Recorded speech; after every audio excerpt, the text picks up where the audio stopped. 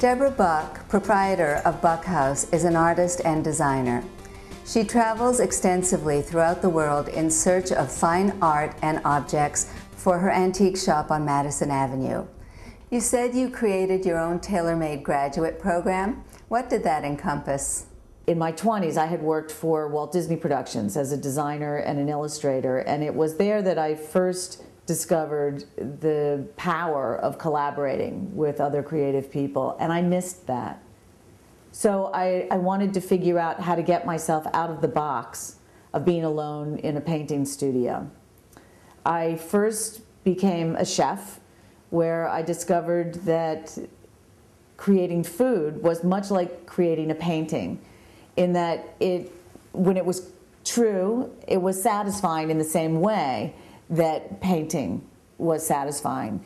And that was an enormous lesson, because I realized that all this time I had been telling myself I'm a painter, I'm a painter, I'm a painter, when in fact I should have been saying I'm an artist, I'm an artist, I'm an artist, and that whatever I do, I will do as an artist.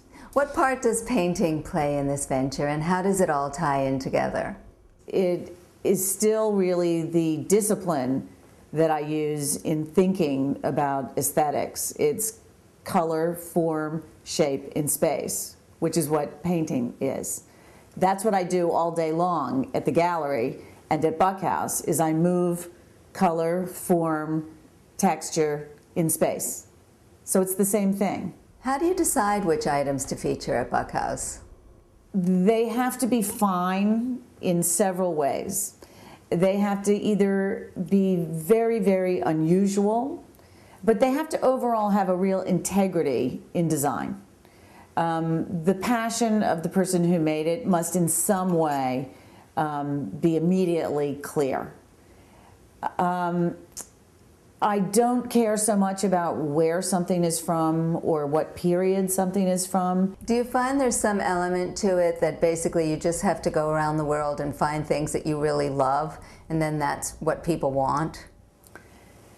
You know, I kind of feel like Dorothy, because I have traveled around the world shopping for BUCKHOUSE, and I love to travel.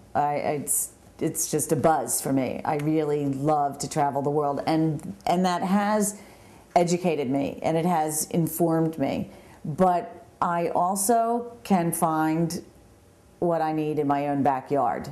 So it's not so much about getting on the airplane in order to be able to create this mix. It's about keeping your mind open enough to see where the edges of design are starting and to pick up on that. When did you decide to add estate jewelry, and why?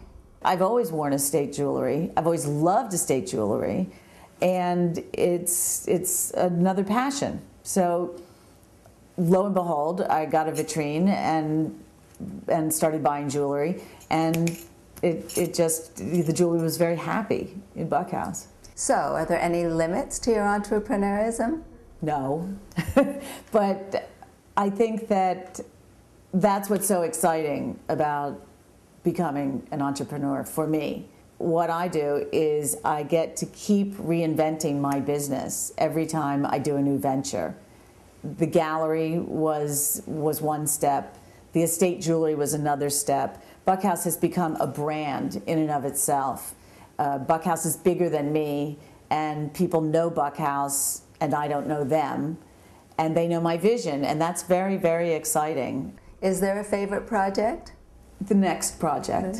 The next project is my favorite. It's about the next thing that I do.